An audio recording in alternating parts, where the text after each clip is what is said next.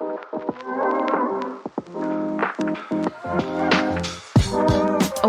to the Homepreneur Heroes Podcast, the show where we shine a spotlight on the unsung heroes of the home services industry. Join us as we delve into the inspiring stories of entrepreneurs who have turned their passion for serving homeowners into thriving businesses. Our guests share their journeys, insights, and strategies for success. Get ready to be inspired and learn from the best in the business. And now your host, Marco Salinas.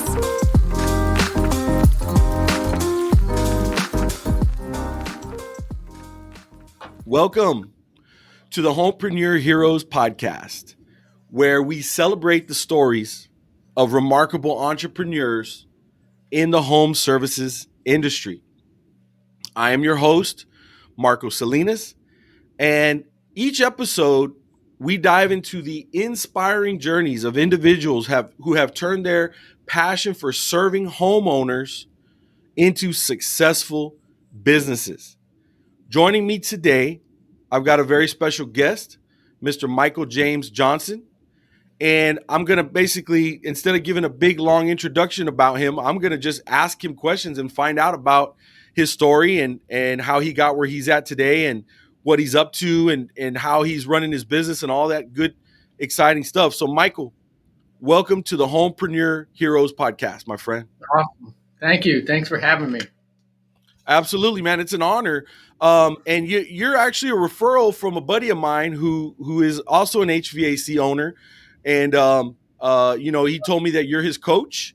So He was telling me, Francisco was telling me, Michael knows his stuff, man. Michael's been in the game for a while.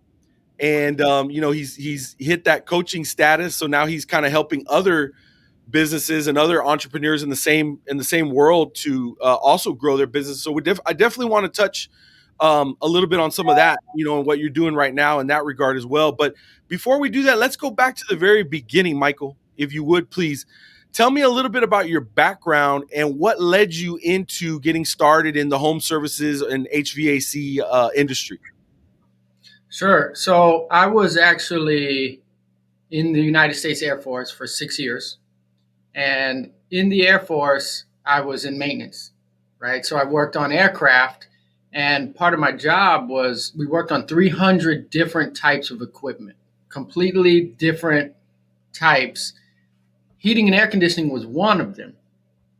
So when I transitioned out, I was looking and trying to figure out which one of these 300 different types of equipment serves the most people in the community.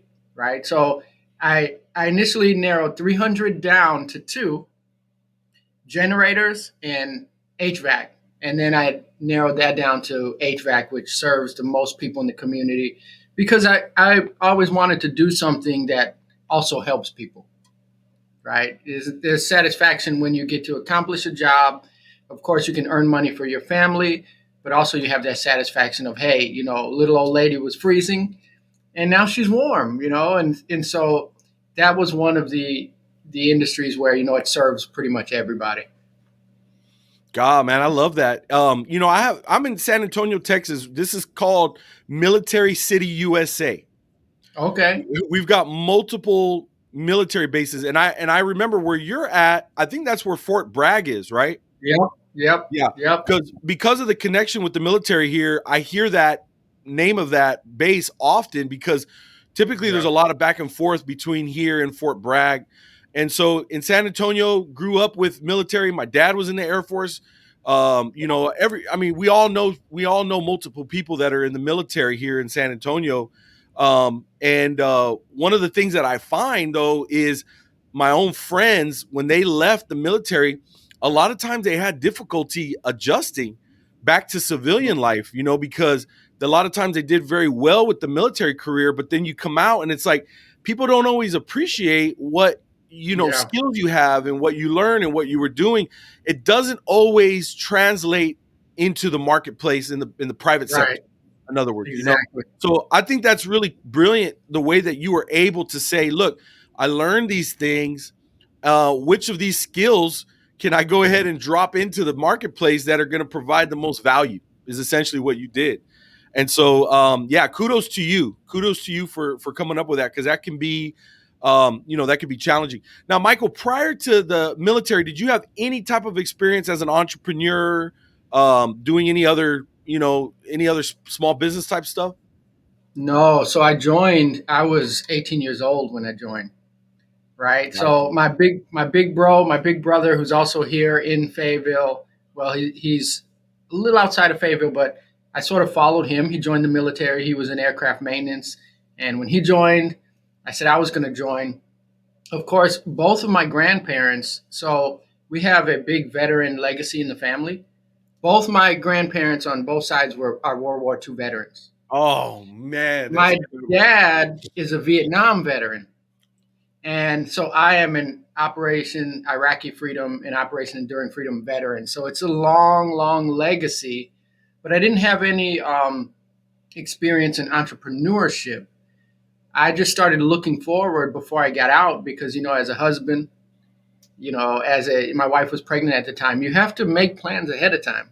Yeah. And that's when I started spinning my wheels and saying, hey, what am I going to do when I get out? What's going to make the biggest impact and what's going to be the longest lasting? Which, interestingly enough, Marco, this was 20 years ago when trades wasn't as in the forefront as it is now, right? So now looking 20 years later, it's interesting that the focus is on the trades because AI and a lot of technology is eliminating a lot of sitting jobs. So we're having an influx of people trying to get into the trades, which is really working out for, employers like myself. Sure. Yeah, no, completely understand. It makes a lot of sense. Now, when you came out, Michael, did you work for somebody else for a little while? Did you is that how you kind of got your feel for how this business works before you launched your own? I did. So I worked for a company for 7 months. Oh, very short. Yeah, very short. I'll tell you what happened. So having been in for 6 years, I had my stripes. I was a leader. I had my soldiers under me, had my paycheck. When I got out, like you said, it's a lot of times it's hard to translate. Even if I try to translate it, some civilian, they don't understand. Hey, this guy had people under him. This guy's got 6 years of doing this. To them, I was just a 24-year-old kid looking for a job. So I went from having a good paycheck to working for $8 an hour, and that wasn't going to sustain me. Right. Right. So my story was I worked at that company, and one day, I just woke up and said, I'm just going to do it. And I pretty much dove into the water from the diving board, not knowing how to swim. I didn't have a life jacket. I didn't have anything. I just jumped in. Man. Yeah, it was a rough couple years at the beginning because I knew how to fix air conditioners. Great at that. Not necessarily good at running the business. And that has been my journey over the last 20 years of learning how to be an owner, how to take care of the customer beyond fixing their AC that one time. Got it. Yeah. Michael James Johnson is the owner and president of the AC Man Heating and Air out of North Carolina, correct? Right. Yep. Right here in North Carolina. North Carolina, where it does get plenty hot still during the summer months. It may not be South Texas, but it does get hot. That's for sure. Michael, what year did you start that business? I started in 2004. In 2004. Wow. Yeah. So, okay. So you've been self-employed for quite some time now. Like you said, 20 years. Mm-hmm. Let me ask you this. And in the last 20 years, you've been running this business. What do you think sets you guys apart? Because to your point earlier, right, the trades are a lot more in the spotlight. And I think I'll mention this as an aside, the cost of student loan debt and all that has played a role, I think, in people taking a step back and saying, do I just want to blindly go to college and get into $50,000 of debt, or should I consider going to a trade school, coming out with little to no debt and making more than the majority of my peers immediately in an 100%. industry that's very in demand, right?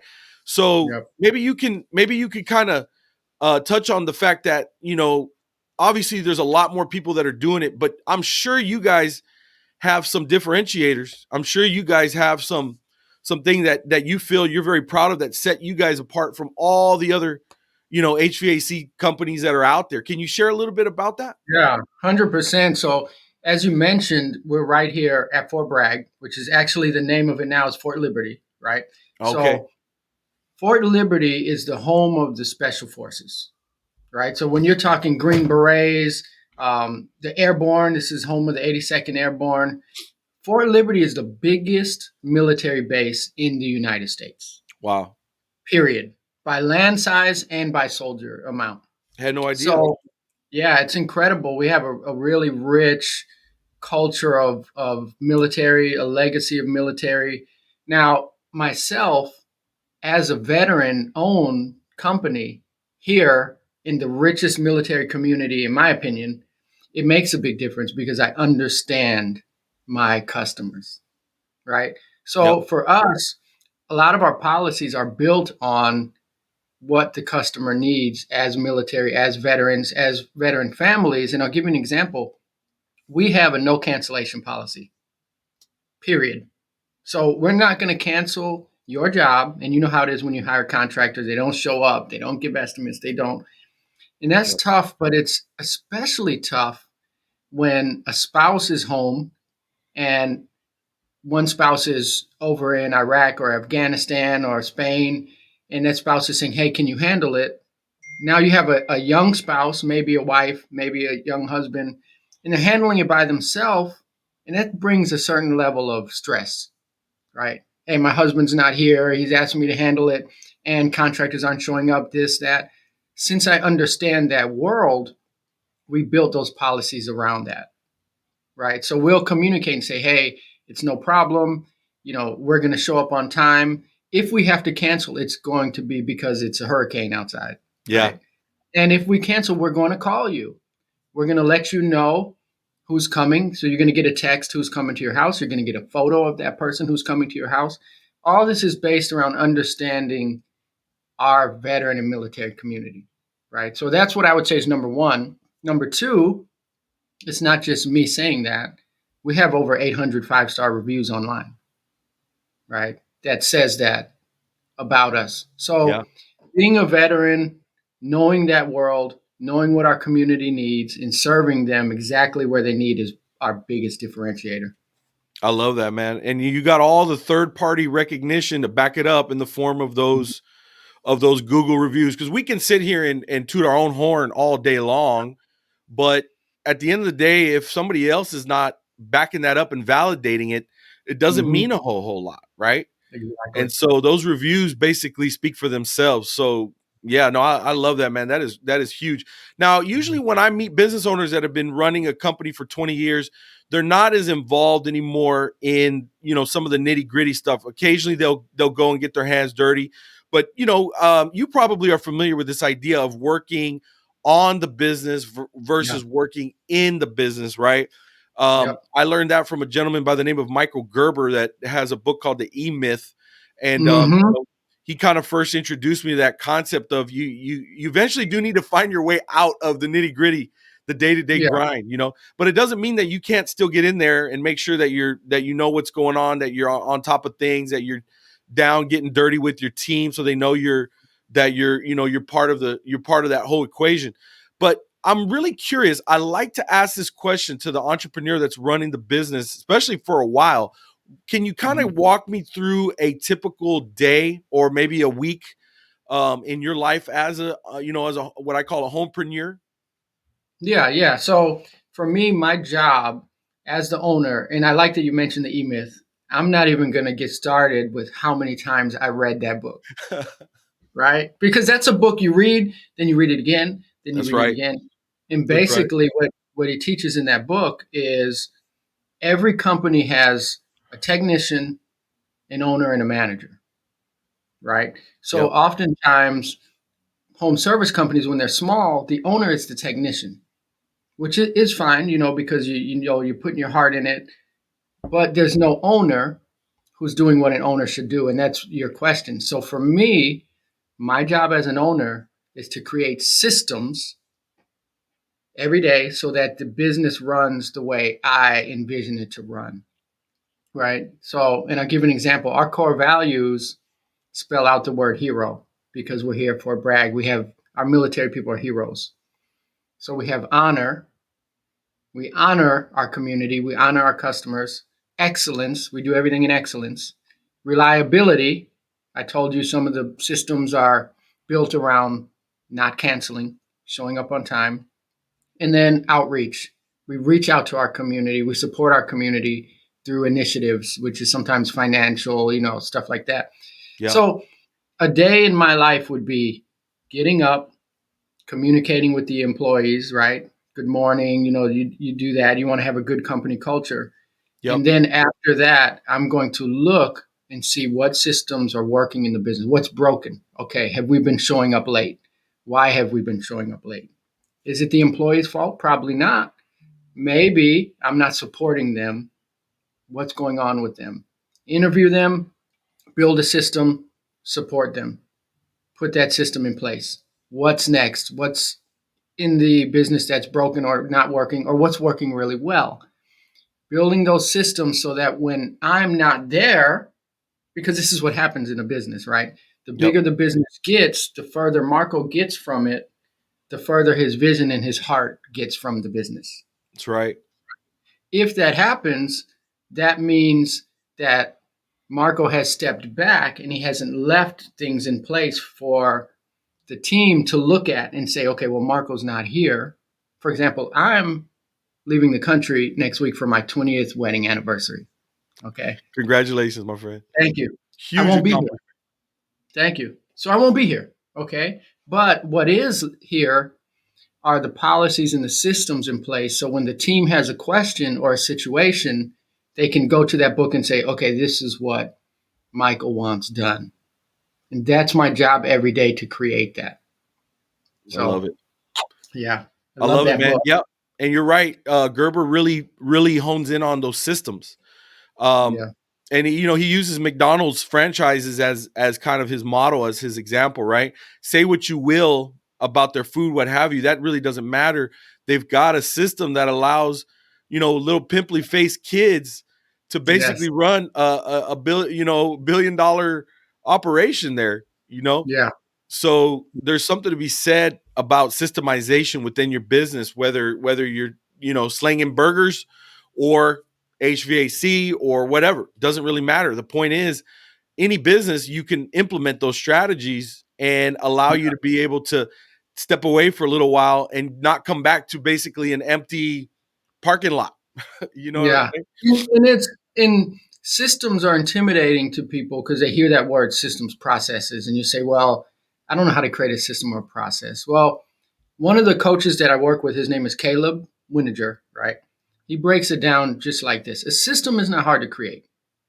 All a system is, if you sit down like today, if you created a system on podcast and you're not here and your wife is going to do the podcast, or your son or your employee, creating a system is just writing down everything that you did today to set up this meeting. Okay.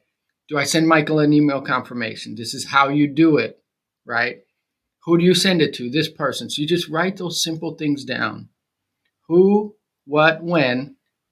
That's a very basic system. And then over time, as you implement that and you notice some things don't work, you add to it, you take away. Yep. So, it can sound intimidating at first, but really it's just writing down something that someone can read when you're not there. And that's a test on the system. If you read this and you say, if I'm not there to explain this, can they do it? If the answer is no, you need to work on it a little more. Right. Very true. So, Very true. Man. I love that. And I think that kind of segues into what I was mentioning earlier. You're doing coaching now. You've been running a business for 20 years. You know your stuff. You've got your SOPs in place.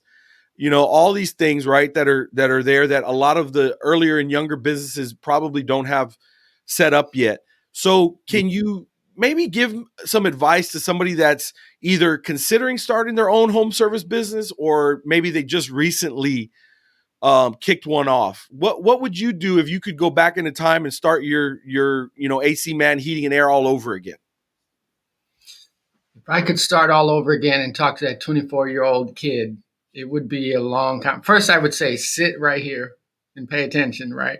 But I would say step one would be, you're going to build this with the idea from day one that you're going to move out of your way, right? That's step one. Because typically it's not built like that. It's built, hey, I'm just going to start, and if I get enough work, then I'll hire someone. But we have to work backwards. From day one, I'm going to build this as though I'm going to hire someone on day one. Sure. What that means is you're going to start writing down those job descriptions, right? Day one, what I would do if I'm a small business, hire someone to answer that phone, right? Because we can't work and answer the phone at the same time. And if you really dig into how much it costs a business when a phone is not answered, you will get depressed. Right? Yes. Right? Right. You look at 100%. the lifetime value of a customer is very high. And if you don't answer, guess who when you don't answer, can you imagine, Marco, in this day and age of Google, they call your company, you don't answer. How fast are they calling the next company? Right. Maybe less than 15 seconds, 20 seconds. That's They're right. just going to go down the line. Day one, hire someone to answer that phone for you. Step two, start writing down everything that you have to do so that when you do hire a second person, you can just hand it to them. Yeah. Right. Yeah. That's great. There's a lot. That is good stuff. Yeah. So is there anything that in the 20-year journey that stands out to you, Michael, as far as a very memorable experience or maybe a success story that you might be able to share from this last 20 years that kind of stands out to you a little bit? Yeah, so I remember I was about 7 years into business and I was so completely overwhelmed, right? So I think at that point I had a 7-year-old son. So right now I have an 18-year-old, a 16-year-old, and a 10, right? So I think my oldest son was about 7 or 8. Then I think I had a 2-year-old, something like that. I was overwhelmed because I was fixing the air conditioners, I was answering the phone, I was doing sales leads, I was ordering equipment, I was doing so much. I was working, probably 78 hours a week, 70 to 80. Yeah. But guess what? I didn't have any money to show for it. I didn't know my numbers at all. So I'm working, broke, don't know why, just confused. And I remember I sat in my van and cried. It's one of my most memorable days. I get teared up telling you right now. I sat in that van and cried. And I said, Lord, I'm tired of just kind of being stressed. I'm tired of trying to do it on my own. Yep. And I prayed. I said, Lord, if you will help me, I will stand on faith and I'll walk out on that water. Right? So that was step one. Step one was admitting I don't know anything. Okay? Step two for me was leaning on the Lord. Yep. And then step three was going and find some help. Yeah. Because it's not just admitting, there's levels, right? Sure. Going out and finding some help to do it. And one of the big lessons is right now in 2024, not a day goes by in a business coaching. It doesn't matter who I talk to. And we have clients all over the country, some clients in Canada, right? Yep. Not a meeting goes by in 2024 when we don't talk about the leads. There are very few leads in 2024 because of the economy. People are pinching their pennies like never before. Yep. Business owners are scared. They're terrified. But this is what me as a 20-year business veteran, if there's one lesson that you need to know, is you need to have tenacity. Because with business comes ups and downs. If you think about it, every year is a new challenge. In 2020, what did we have? COVID. We had COVID. It was the worst thing. We were all thinking this is going to be the end of everything. And then that kind of went away. 2021, what happened? Nobody was working. Everybody was home because the government was paying. Oh my gosh, we don't have workers. We thought COVID was bad. This is the worst thing in history. This is going to end it all. That went away. And then 2021, end of it, 2022, what happened? Supply chain problems. Yep. Now we can't even buy things to do our job. Oh my gosh, this is worse. And if you notice, there's a trend. Now in 2024, there's no leads. Every year brings challenges. Right. So it's just you accept that there's a challenge. I grew up in the family that I have, and I grew up in Los Angeles, big city. We didn't have money. Black guy. Every day is a challenge. Sure. When I wake up in the morning, challenge, right? So with business, we have to accept it's not the end of the world. You're not going to go broke. You're not going to go out of business. This is just a challenge for you to jump over. That's right. Right. Man, Michael, I really appreciate your humility and sharing and your vulnerability and sharing that story, man, because that right there is a big part of the entrepreneurial journey. Mm-hmm. That's usually the part that people don't like to talk about. And then with social media, you only highlight the wins. Yes. You know what I mean? So it becomes a kind of a facade because it's like all you're seeing are the so-called wins that are out there, which it's in my experience, it's not even reality. And so the reality of running a business is that you've got some really dark and painful days sometimes, man. 100%. And I've seen it, Marco. This is the blessing for me in my personal life of coming and being a business coach, because I see the back end of these businesses. And I go on Facebook and I see another story, So we'll go on these calls and people will cry and they say, I'm $300,000 in debt and I haven't paid my employees in 2 weeks, but they're hanging on because of loyalty. And then you go on Facebook and they're blowing up. It's the best situation in the world. It helps you as a business owner to say, you know what? There's challenges, but there's also blessings. Right. With it. The blessing as a business owner is you're home with your family. When I was a one-man show, it pains me to this day to hear my wife tell stories about when the kids were younger, when they went to the zoo and you know what, Marco? I don't remember them. You know why I don't remember them? I wasn't there. Right. So there's struggles in business, but there's also blessings. Yes. When you're free to say, you know what? Hey guys, can you handle it? I'm going to go be at the zoo with my kids. That's right. And then when they need to be at the zoo with their kids, you handle it. So it's a back and forth. But yeah, you're 100% right.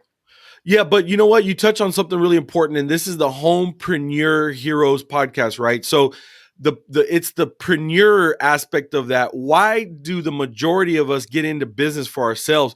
Mostly because we're actually looking for the freedom.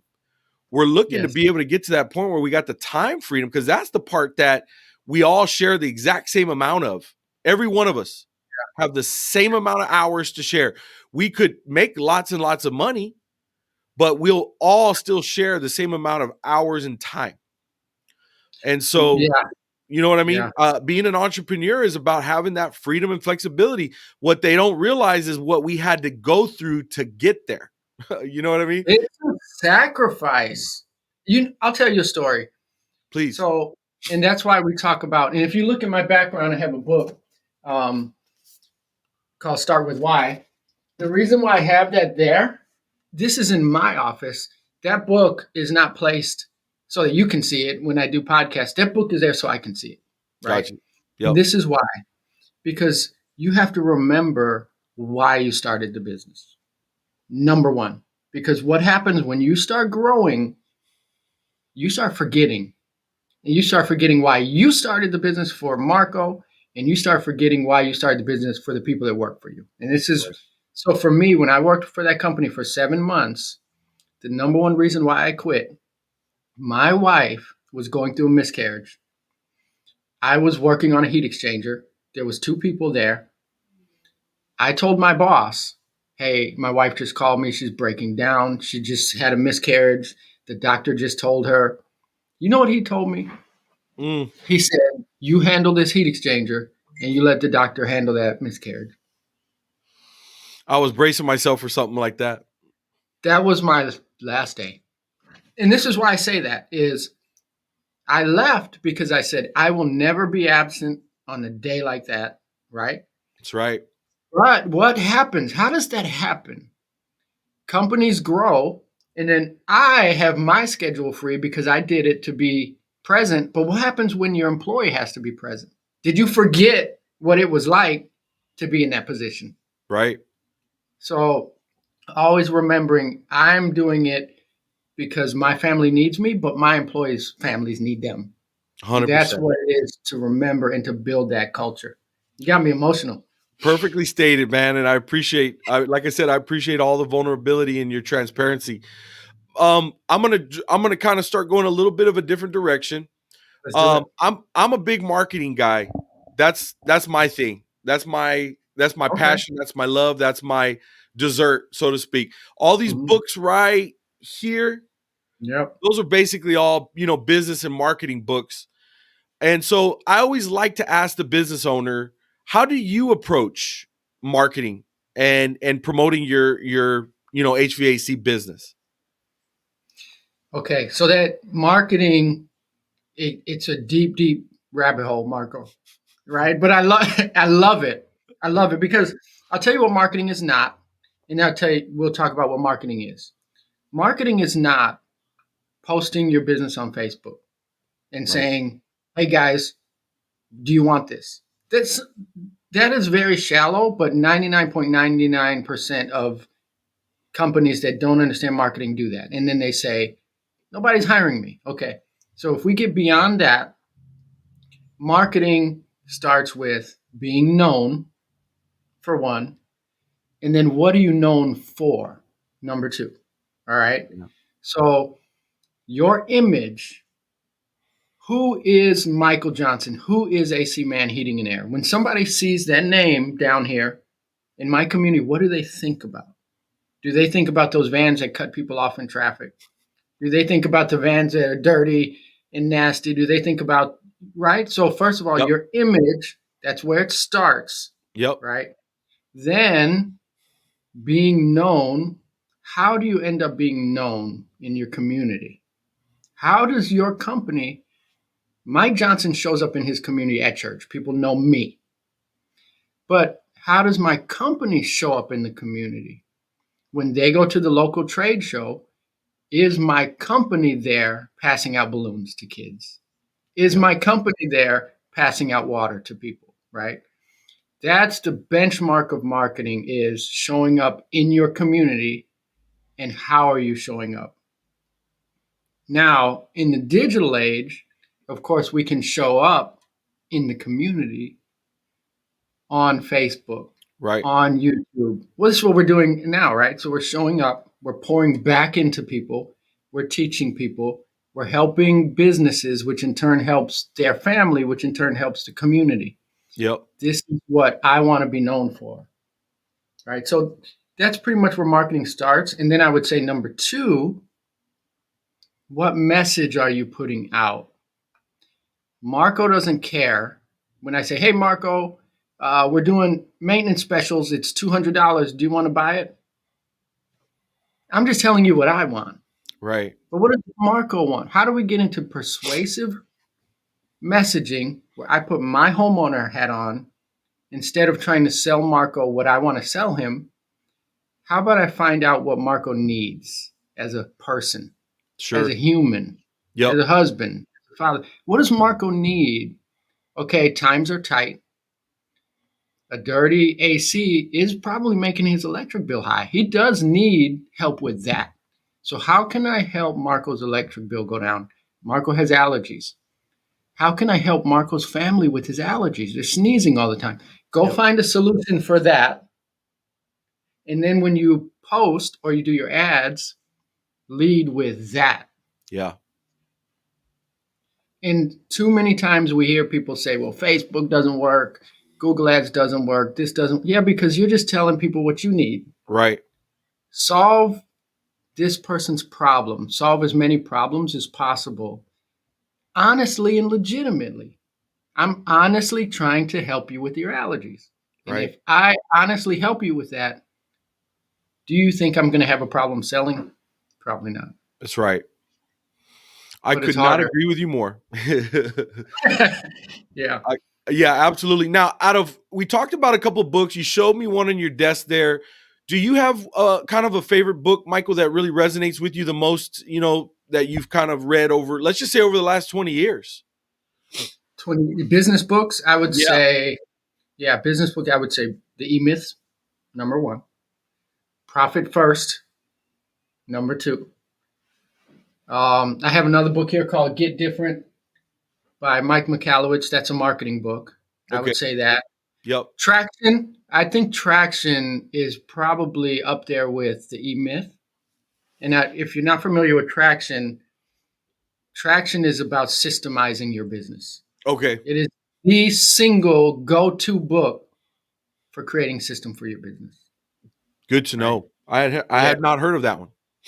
Yeah, Traction it's a long read, but it walks you through step by step on how to create your core values, how to systemize your business, it even helps you understand how to create your quarterly, because you have your things you need to fix now, right? Yep. And then you have the big quarterly things that you're going to knock out every quarter. Am I going to buy a building? Am I going to do this? It helps you kind of systemize it. It's called the entrepreneur operating system, because Gotcha. an operating system, we all run on an operating system. As a person, Marco mentally runs on an operating system that was set up through his experiences, through his childhood experiences, through where he lives. Oh, yeah. I run on a separate one, right? Sure. Each business runs on an operating system that's based on our personal operating system. But here's the problem, and this is what Traction speaks on, is we can't run on multiple operating systems. You can only run on one. But when we bring employees in, they're all running on their own separate.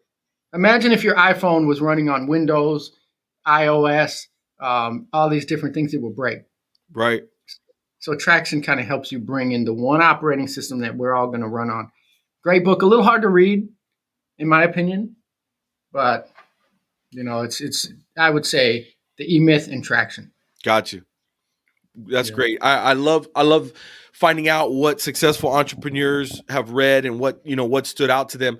Now, on that note, Michael, we're getting close to wrapping up, but I want to ask you, what are you doing 20 years later for personal development? Like, where do you spend your time to make sure that you're still kind of continuing to learn and to stay on top of, the latest trends and what have you? So reading books all the time, right? And I just got a new hack my brother told me about. A lot of these audiobooks are on Spotify for free, which is pretty interesting. I didn't know that. Didn't know that either. Yeah. So reading books, webinars, YouTube is an interesting thing because any information you want is on there. If you could just pick one short YouTube video a day and learn, don't get lost in 20, 30 different people. Find one person, follow that person, right? And then business coaching. I'm a business coach, of course, but I have a coach, right? Yes. Kedma is my business coach. So finding someone that's beyond you, that can, that knows how to communicate to reach you. So I would say books and find a coach and a mentor. And that's how I met Francisco. Got you. Yeah. Very wise words, my friend. Very wise words. The last question that I have for you, Michael, is obviously we covered all the nitty gritty with how you started your business and how you're running it and what you're doing now. But what does your non-work time look like? Obviously, you got a beautiful marriage. You've got a beautiful family. I imagine you spend as much of it as possible with them. But what does that look like? What do you do for fun and relaxation? So my wife and kids are my world. I've turned into quite the homebody, right? So if they're home, I'm home. But I have an 18-year-old who is into basketball. If he has a game, you know where I'm going to be, right? And I'm going to say, hey, Marco, when the game starts, don't talk to me, right? And when the game ends, you can talk to me. Right. I spend a lot of time at the church as a youth leader. So I'm a youth leader. I've been for 20 years. That's where my heart would be, leading my 3 boys being a good companion to my spouse. And then second to that would be really pouring into these young kids, because there's a saying that I love. It's probably my favorite saying of all time. Be the person you needed when you were a kid. Yeah. And that's my goal in this era of fatherhood in my life, is to be that person to someone who may not have someone that's at every game and that's there. Love that. Love Thank that. you. Yeah. Now you mentioned earlier going down a rabbit hole, and this is one of them, but I'm still just going to throw this out there. This whole situation that we're dealing with in our country with the whole like fatherlessness thing, it has manifested itself. It's reared its ugly head, and so being an involved dad in the lives of your kids that's to me, that's the ultimate privilege, is being able to have both of your parents and being able to have your dad involved. And so when you're there going to all those basketball games and things like that, and then you're even trying to be there for some of the other kids that may not have that, right? Man, that's the kind of stuff that really makes a difference in inside of a community. No question. Yeah. So I tip my 100%. hat to you for doing that, Michael. And you obviously, you've got an amazing story. You've accomplished a lot in the last 20 years. I'm sure it's been a very difficult ride at times, but you stuck to it. And it looks like you've gotten yourself to a place where you are truly a homepreneur hero. So again, I tip my hat to you, my friend. Nothing but respect, nothing but love. And may God continue to bless your journey and your endeavors and everything that you're doing. Thank you so very much for joining me today on this podcast. Thank you. Thank you. It was a blast. I would do it anytime. Fantastic. All right, my friend. Well, that does it for another episode of the Homepreneur Heroes Podcast. We'll catch you here next time. All right. Thank you for joining us on this episode of the Homepreneur Heroes Podcast with Marco Salinas. We hope you found inspiration and valuable insights from our guest's journey in the home services industry. Remember to subscribe to our podcast for more stories of entrepreneurial success and tips for growing your own home services business. Until next time, keep striving, keep serving, and keep being a homepreneur hero.